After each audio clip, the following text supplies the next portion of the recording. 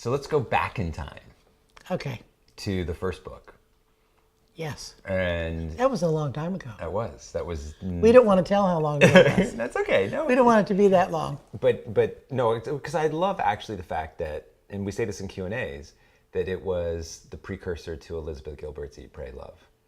Because you were. But she copied me. Somebody said that was a good idea. Let's use the same idea for her. Because you were a decade before, That's right. the early 90s. Right. But you came out to the Cape, you had this amazing experience, and then you decided to write about it. And the publishing journey was a long road. A long road. 37 rejections, 10 rewrites. And then when I sold it, they said, would you rewrite it again? And again. No, they said, would you rewrite it again? And if we like the first 3 chapters, we'll buy it. But if it doesn't end properly, the way we think it should end, we will renege on the whole thing and only give you $5,000. That was not a good deal. But I did that deal because I was desperate. I wanted it to get out there. So, Right. so that's what it was. And they were surprised. Most books do not end up to the liking of the publisher. Did you know that? No. And so they liked the way it ended up. And since, it doesn't matter if the audience knows this, but since my husband and I stay together, for better or for worse, that they would not have bought it if we had split. Oh, wow. Because it was a time when too many people were going off into the sunset. Wow. So it was a lucky thing we stayed together. So it was the reconciliation. The reconciliation. Right. To a point. Right. But we've got this film now where Right. there's an open-ended ending. Right. So it was rejected by 37 publishers, had to rewrite it 10 times. At least. And then how long did it take before it actually started to climb up the charts of the nation? It did really well. It did pretty well for the summer, but they only printed like 10,000 books. Okay. And the 2 women that bought the book were gone, and 2 men took over, and they called it a chick book. I didn't even know what that meant. I mean, everything was against it. Right. And then all of a sudden, a PR person at Doubleday said, you live on Cape Cod, and this is a summer book. It's kind of like the film. Right. Summer book. It could be a summer book. So spend a couple $1,000s of your own money and promote it. Huh. So I did. Borrowed money from my mom Wow. and promoted it myself. And then somebody in Westport, Connecticut, a PR agent, got me on the Today Show. Right. And after I was on the Today Show, in the morning, Saturday Today Show, Okay. not the real Today Show. Right. The weekend. And they put me in the car to go to the airport. And I said, well, that was quick. I hope it does well. She said, oh, no, you're on your way now. And the very next day, it was number 2 on whatever bestseller list at that point there was. Wow. Power of, 7 minutes on to the Today Show. And then how much longer before Oprah picked you up? That was like June, and she picked me up in fall. Okay. And then that must have been a huge... Oh, no. She didn't pick me up. I'm sorry. Oprah did not pick me up for the hardbound. Oh, it was the paperback. The paperback. Huh. So that was a whole nother year. Wow. Yeah.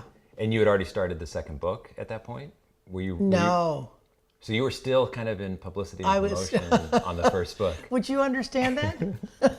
I do. So it wound up being a longer journey than you thought. A very long journey. And now I talk about second journeys and third journeys and fourth journeys and seventh journeys. Right. It's kind of like the life cycles Yeah. in reality. And here I am back doing this film with you. Right. And it's been one journey after another journey. We were sitting here at this table. Well, it's so interesting to me because we honestly have never talked about the specifics of the promotion of the book and stuff, but it so parallels what we're doing with the film. I know. Right? Because we started out with the film. Yes. Nobody would give us the money, so No. we go and raise it on Kickstarter. Right. Which happened at this table, remember? That's We right. went on to Kickstarter. We opened champagne. You had celebrated your 50th wedding Right. anniversary. You guys came back from that trip. Yeah. And we launched the Kickstarter campaign. And I'm saying, at what's this- Kickstarter? What is Kickstarter? I'm so unmodern and you're so modern. Nobody knew. That's Nobody- right. And we had to convince all of your fans who were afraid to give their credit card numbers Right. and give us any money. But that's how we raised the development fund. That's right. And then We had the reading. we had the reading, which really helped the material. and told us that we had something, because when, do you remember? That's right. We got this theater, and when we walked out of our last rehearsal, the line was out the door.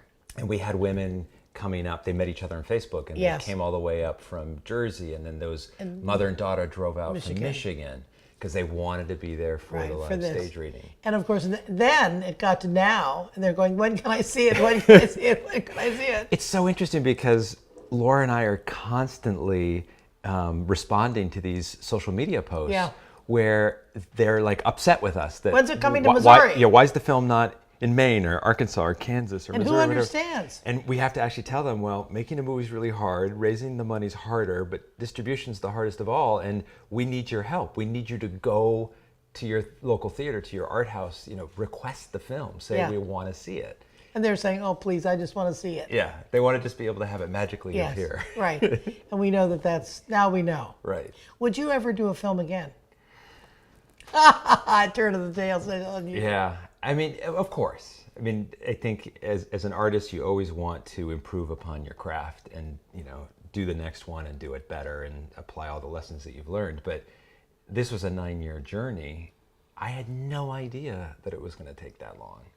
And we had zero intention of needing to self-promote or self-distribute the film. Right. So here we are yet again, kind of proving ourselves, right? We raise the money, we go make the movie, we go out onto the festival circuit, we win all these awards, nobody picks us up, but we know we have an audience, so we say, okay, let's take it down to Florida, which we did. And kind of like your book, what was so funny to me was initially that Florida weekend, it was okay. Yeah. But it was the fact that we stayed in the theaters for 12 weeks and we had legs and that we actually got to get some traction. But then we did exactly like you did. We brought the film back to Cape Cod, to home. And this is sort of home base. What did you like the most about being the director, composer, writer? You loved writing with me, though. I think the writing process was the best part. We had such a good time. I mean, at the kitchen counter. I was at the kitchen counter. Where were you writing from? I was in Michigan for the most part. But where were you in what? Oh, I think in my writing chair, although I spent a lot of time on the beach, Working on the beach? Yeah. Talking to me? Yeah. Wow. Yeah. Because I wanted to be in that world, in that space, right? I wanted to be able to hear the water and feel the sand. And the water is really in the film all the time. For sure. And that was the cameraman said, we've got to always have the water in the film. Well, but it started with the book. So you sort of shaped the book into the four tides, and then I used that as the structure for the film. Oh, I didn't know that. Oh yeah. What I love the most is that there will be a line that I'll hear in the film, and I'll go, "Where'd you get that line?" And then you say it's from your book. But I want to know what was a high point in doing this whole project, other than meeting me? I think probably the highest high. Like throughout the production process, it was wonderful to see the actors bring the characters to life. It was fun to be challenged and to stretch myself and to work in areas that I hadn't worked before. But honestly, the high for me, the highest high, is standing in the back of the darkened theater and watching the audience watching the film. I've been wanting to do that, and I feel like I'm being a voyeur. No, you have to do it because you either you need to be in the back or you need to somehow get in front so that you don't want them to know that you're watching them watching the movie. But because when you see them laugh and then cry and then cheer and just it's like a roller coaster. We've actually created something that they go on a ride. It's just this really fun experience for them. And what you haven't seen because you haven't been here for the run here so far, applause at the end of every single showing. Wow. I mean, just natural applause. I mean, I wasn't there to start it. Right, right. Yeah. You weren't the ringer in the room. I wasn't the ringer. No, I was the mourner at the funeral, But for me, was the night of the party here at the house. Ah, yes. With and everybody. I went up to you. We were all having a glass of wine. I went up to you and I said, okay, so now you got the cast. We're all ready to shoot. You got the locations. How are you ever going to get this thing edited? And you said, Oh, that's right. with tears in your eyes. We were sponsored by the Edit Center.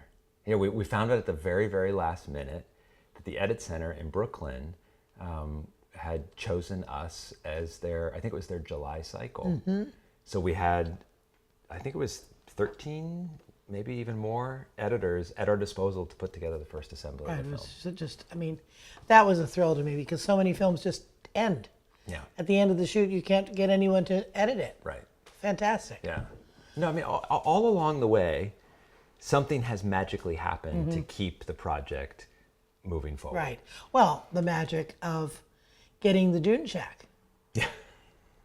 I mean, really, searching for a dune shack on a barrier beach in February and not being able to, I mean, I knew you were doing that, so you were crazy. Right. And you run into a woman who says, what are you doing out here? Right. And you tell her and she says, follow me. Right. And then what I didn't realize until after the fact that we went to that location, the name of the road is Seal Lane.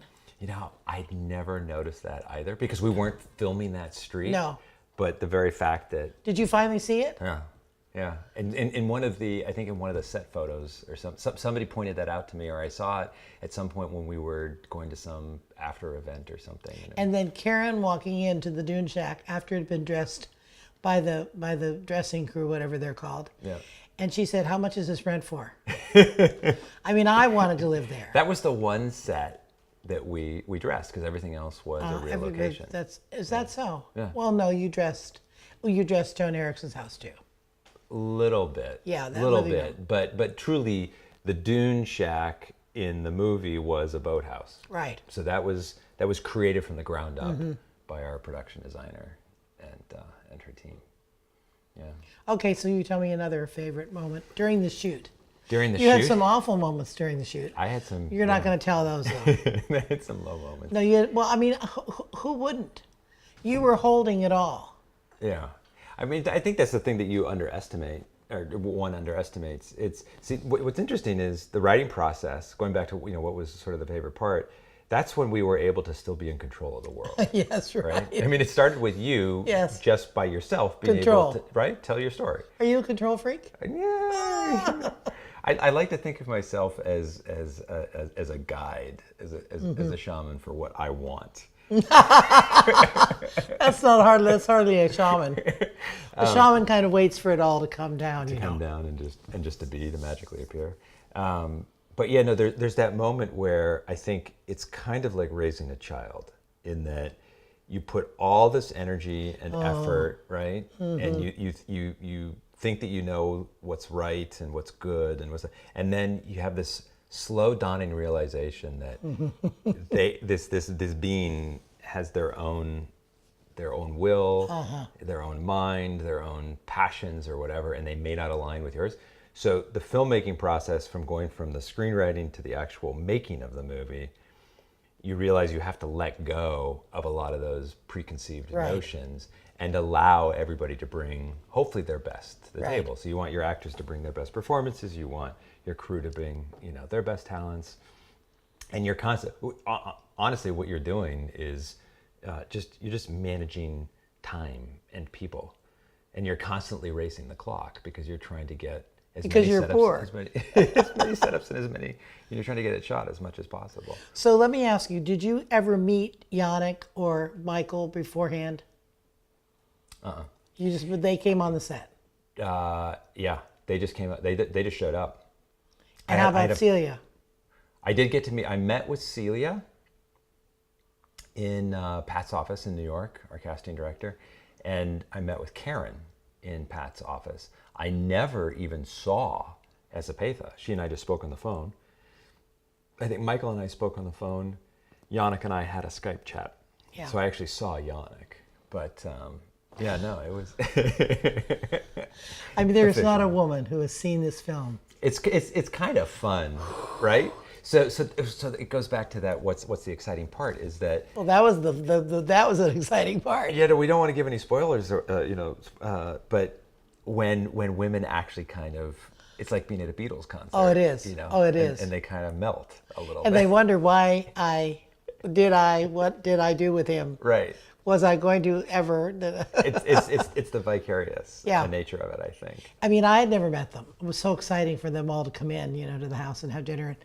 And we had all these people coming to help. It was all, nobody was a real waitress or a real anything. Right. We were all acting. It's all volunteer labor. But I said, why did you take the part? And he said, well, I kind of resonated with the whole story too. I'm really going through my own crisis. That's, I think, the key. Everybody was. And what we've discovered. So taking it down to Florida, it was one thing to take it on the festival circuit, but taking it down to Florida and seeing how the film was resonating with men, right? Right. And I don't know, because I haven't been at a screening on the Cape. You've been to some of the screenings at the Cape Cinema, but I'm getting the sense that we always knew that it was kind of a universal story and a universal message. We always felt that it was timeless because this is a perennial thing. We're all growing, we're all aging, we're all expanding, right? But it seems to me that, and maybe it's just part of the zeitgeist culturally, what's happening. Maybe we are the antidote or the counterbalance to this youth-obsessed culture and this kind of media saturation of this is how you should look, or this is how you should behave, or this is how you should be. And there's all these people who are saying that doesn't feel right to me. Yeah. I'm going to meet with somebody next week for coffee who's in a terrible situation with his marriage and his life. And she's like the fisherman's wife in the movie. And he's like the fisherman. He's a soft guy. And he doesn't understand what's happening to his life. Yeah. So he's going to start his search. It's almost like the film, in the same way that your book gave so many readers permission to carve out time, explore, and for themselves and explore. Hopefully, the film and the way that we adapted the story and the way that we end the film, hopefully, people can see it's like it's not a threat. It's not a scary thing, right? Because so many people get afraid of the hard conversations or change or the fact. There was a great article in the New York Times recently about how most marriages break down and most relationships break down because the two parties go into it expecting it to be the same. Right. Instead of going into it and saying, this is going to be an exciting journey. Yeah, because who knows what you're going to turn out like. Exactly. And who know and how am I going to turn out? Right. And let's just go on this journey Right. and see what happens and sort of enjoy and embrace the change that takes place. And that's kind of what you did directing the film. You went on this journey. There was a lot of change. In 22 days, you tried to put this story together. And in the end, there were a few little cuts that were, you almost couldn't make the edit, right? Oh, it was tricky. Yeah, it was very tricky. We didn't necessarily have all the footage. So tell me, I want to know, because I was off on the sidelines seeing what was happening when we opened the film at the Cape Cinema. So we obviously had a phenomenal first week, right? It was, out of the top 100 films in New England, we were $68 short of being on the first page. We were the 51st film in New England, our opening week, of all the films, right? But we were actually the number 3 movie behind Guardians. I know. How did that happen? Well, it was just one of those things where our per screen average, because we were in this great theater, we just shot to the top of the list. So obviously the big studio movies that had Guardians on a lot of screens, and then there was Bahubali, that was the Indian film, that was the second film, and then it was Year by the Sea in position number 51. And that was the crazy thing, because then the phone started to ring. Then that very next Monday, when everybody goes and looks at all the box office reports, that's when exhibitors started calling us. Really? And film buyers started calling us. And people started going, what is this? Where is this? Where did this come from? Right. But when you were on Cape, have you gotten a sense yet? Oh, I can't go in the grocery store now. So people are talking, the viral Oh, marketing. yeah. I mean, they're stopping me at the grocery counter, and we're holding up the line because I came yesterday. My husband came too, and I mean, they're all talking about going together and what happened to them while they were there. Then the husband starts talking to me. I mean, the last time I was at the grocery store, I was stopped 4 times. Wow. It's wonderful. I mean, it's not just about Cape Cod. It's not just about knowing me. It's the story. Right. And are you hearing that people are going back again? Yeah. So it's kind of like the festival. My therapist. My therapist went. She's gone twice, and she's going a third time. Wow. And her partner, she noticed that he was just wiping away tears. Yeah, we had some moments in Florida because we had to split up a little bit. So you were with Laura and I was with Karen.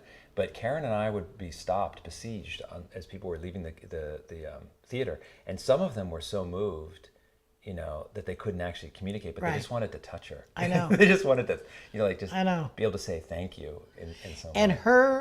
her acting, her craft is so well honed.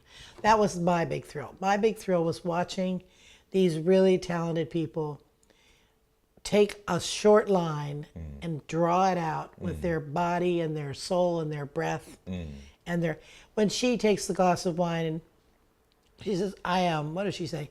We have to have an adventure or something. And she starts to drink the wine and she's swallowing it. He says, well, we had Africa. And she goes, that was 30 years ago.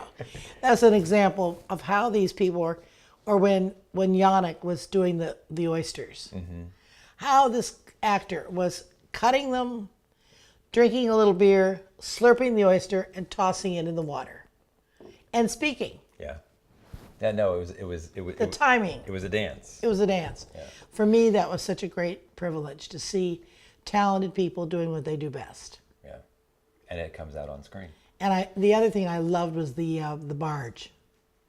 Oh, the film, That you had to you had to rent the barge. And that was amazing because, of course, you wouldn't have any of those shots back on the land if you didn't have this barge. We had the same crew. Did you? That our Finest Hours had. Oh, really? Our Marine crew was the same crew. And they liked us better. Yeah. I don't know. We're the Heart film. We are the Heart film, and we're. It's funny because Laura's now coined a phrase. So there's everybody's always referred to independent films as art house.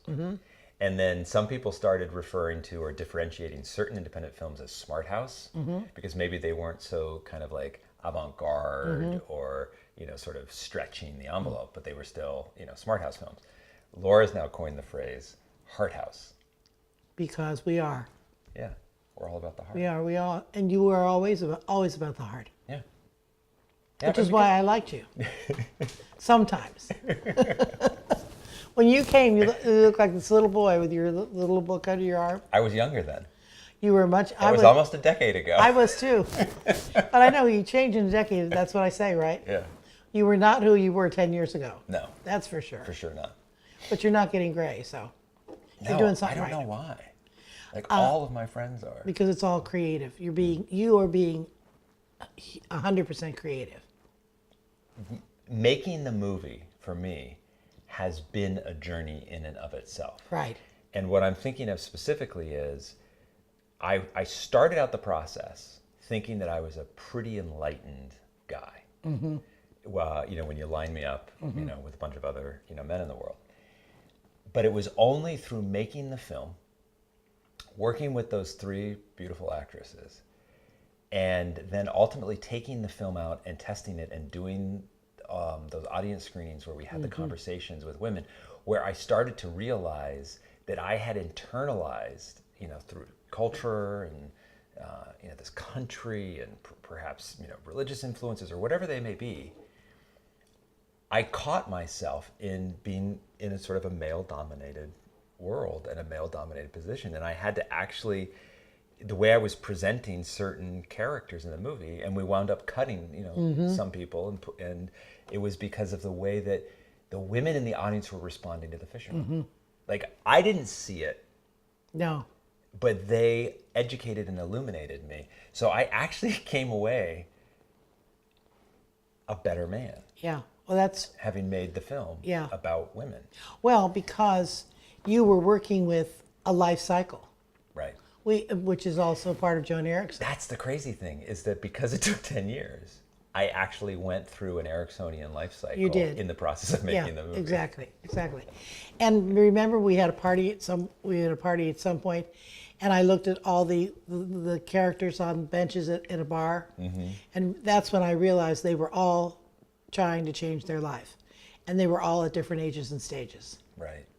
And you can't not come to this film and not want to change somehow. Yeah. And you also want to be left alone.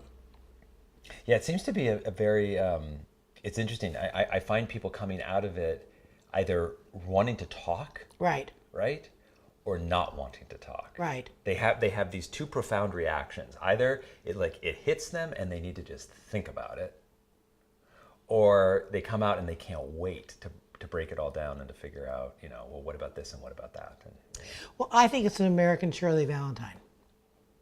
Shirley Valentine ran away to Greece. I ran away to Cape Cod. And 10, 15 years later. So then we had Shirley Valentine, then we had Under the Tuscan Sun. Right. But she ran away and had an affair. Oh, that's true. She in the book, she went with her husband. That's right. That's right. And then Eat, Pray, Love, it was also sort of about A man. the relationship. And then, so you're right. So you kind of bookend. Shirley Valentine and you are really the woman's story. We're trying to find ourselves in a world that doesn't really give us that chance. Right. Who am I beyond the roles that I play? Right.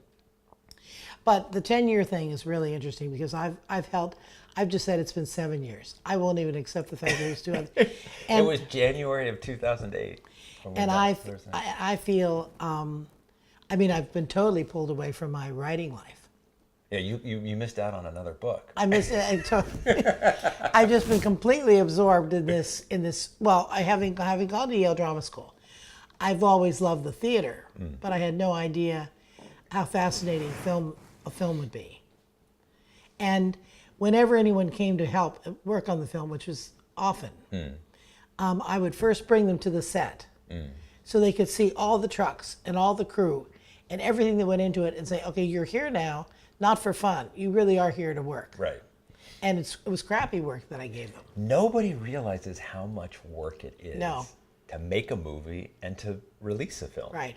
No, they don't. Because you just, you read the trade magazine, Right. so-and-so, hired to do this or whatever, and then it magically appears in the multiplex. But a year later.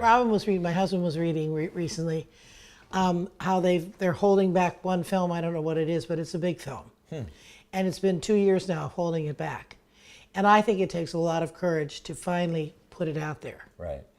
which you did in Chatham 2 years ago. Yeah.